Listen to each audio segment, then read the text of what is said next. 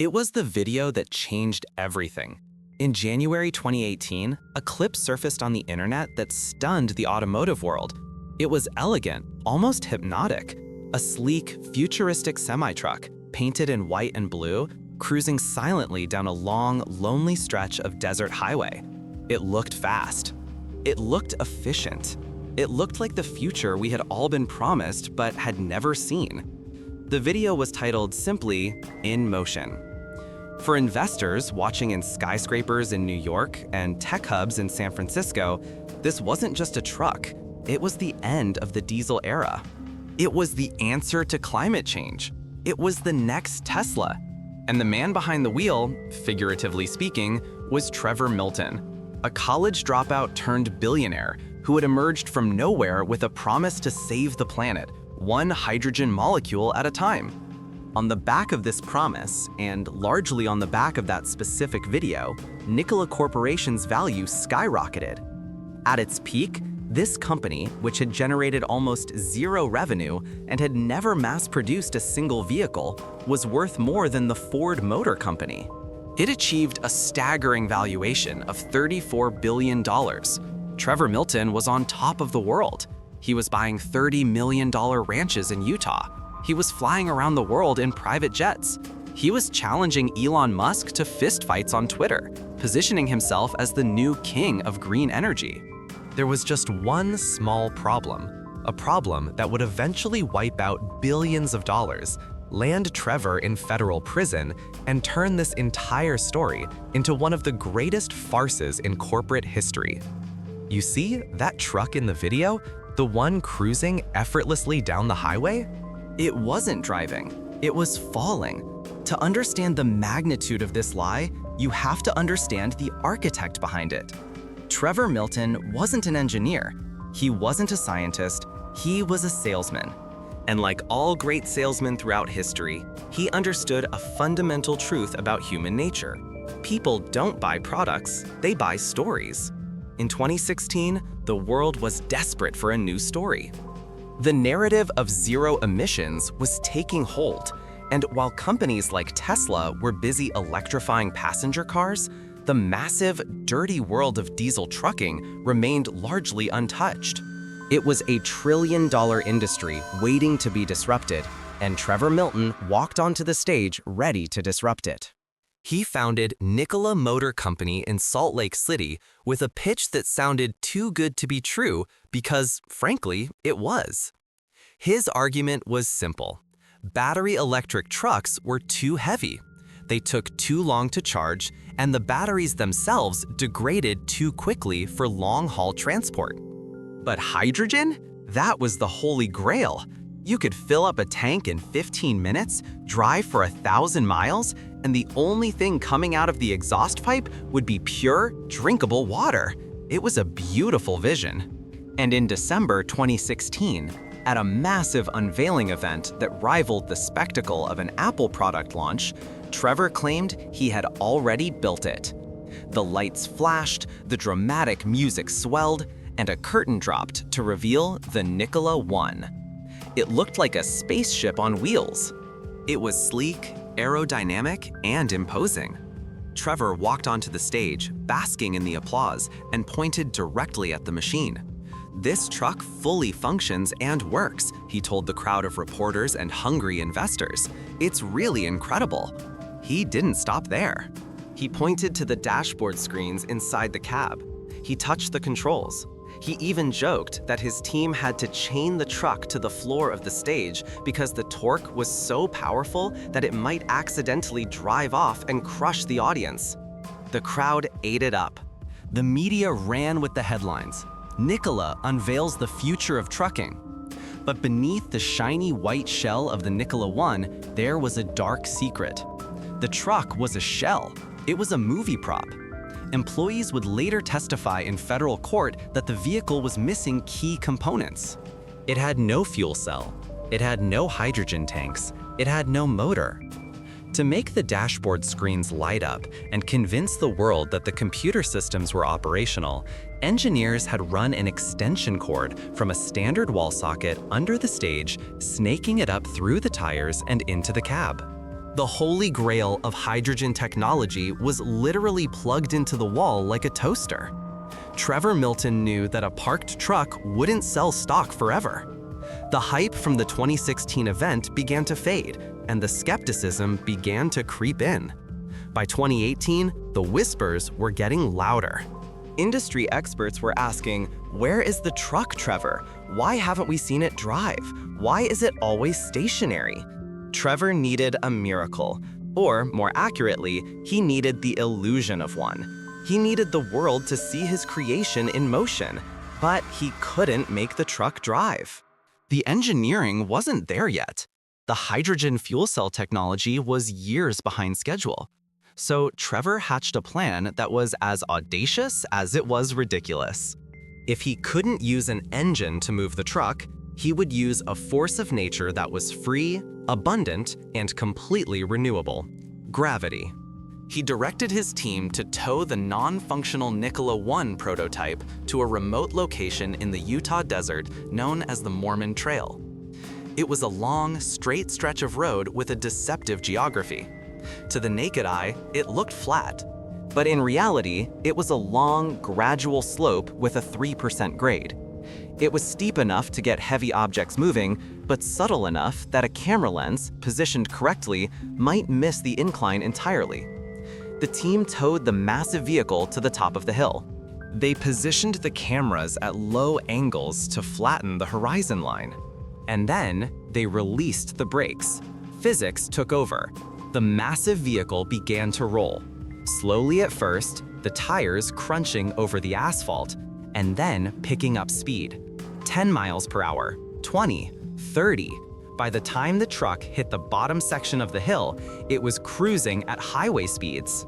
The wind whipped around the cab, the tires blurred, and it looked for all the world like a technological marvel tearing across the American landscape. They filmed it. They edited the footage to loop it and cut it, making the short roll look like a continuous drive. And then they posted it to Twitter and YouTube with a caption that would come back to haunt them: "Behold the Nikola 1 in motion." Technically, it wasn't a lie. It was in motion, just like a boulder is in motion when you push it off a cliff. But to the investors watching in New York and London, it looked like a miracle. That video became the cornerstone of a deception that would unlock billions of dollars. In June 2020, amidst the chaos of the global pandemic, Nikola went public. But they didn't do it through a traditional IPO, which requires rigorous scrutiny and financial auditing. Instead, they merged with a SPAC, a special purpose acquisition company. It was a backdoor way to list on the stock market that required far less transparency. Almost overnight, Trevor Milton became a multi-billionaire. The stock price exploded. Young retail investors, bored at home during lockdowns and looking for the next big thing, poured their savings into Nikola. Trevor was suddenly worth more than some small countries. He wasted no time in spending his new fortune. He bought a $32 million ranch in Utah, a sprawling property with a massive river running through it.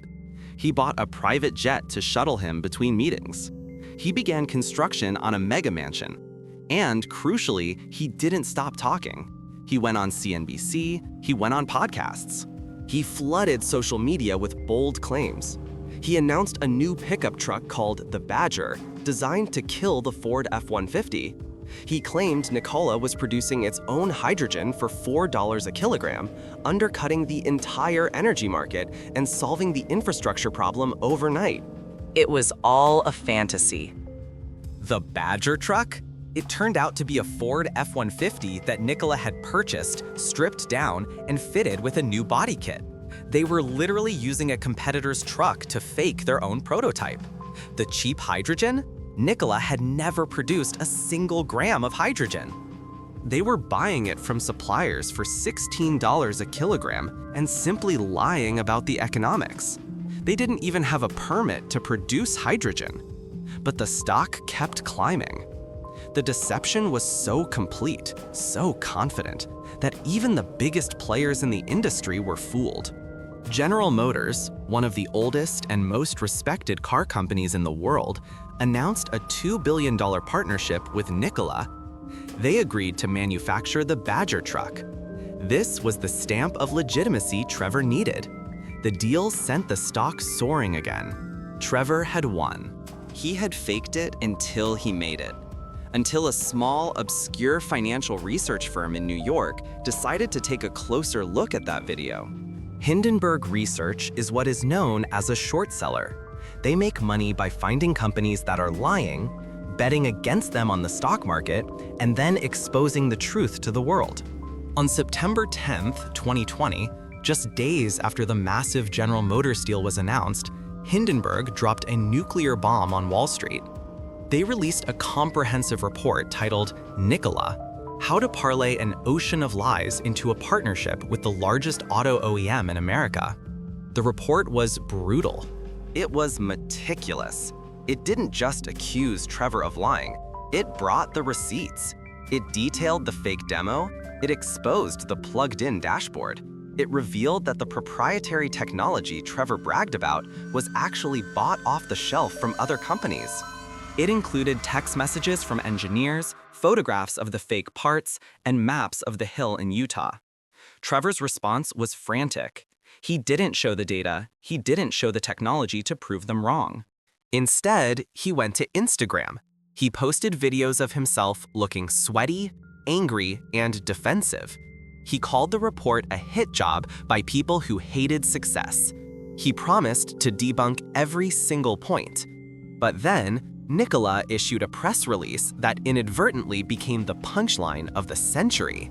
Addressing the accusation that the truck was just rolling down a hill, the company wrote a sentence that will be studied in law schools and business ethics classes for decades. They wrote, "Nikola never stated its truck was driving under its own propulsion in the video." Read that again. They admitted it. They essentially said, "We didn't say it was driving, we just said it was moving." It was a defense so absurd that the market didn't laugh, it panicked. The house of cards collapsed. Within days, the stock tanked. The SEC and the Department of Justice launched immediate investigations. General Motors, realizing they had been duped, quietly backed out of the deal. 10 days after the Hindenburg report was published, Trevor Milton resigned. He deleted his social media accounts. The loud, brash billionaire went silent. But the law has a long memory. In July 2021, a federal grand jury indicted Trevor Milton on 3 counts of criminal fraud. They accused him of lying about everything, from the trucks to the hydrogen to the water they drank at headquarters. The trial that followed was a spectacle. In court, his defense strategy was fascinating. His lawyers argued that he wasn't trying to defraud anyone. They argued that he was just excited. They called it marketing. They tried to paint him as a dreamer who just got a little ahead of himself. The jury called it something else: guilty. Witness after witness took the stand. Former employees described a culture of fear and deception, where Trevor would demand impossible prototypes be ready in days, forcing engineers to fake results. Retail investors took the stand, telling heartbreaking stories of losing their life savings because they believed the man on the screen. They believed the truck was real. In December 2023, the man who wanted to be the next Elon Musk was sentenced to 4 years in federal prison. He was ordered to pay a $1 million fine and forfeit property. It was a steep fall from the private jets and the billion-dollar valuation.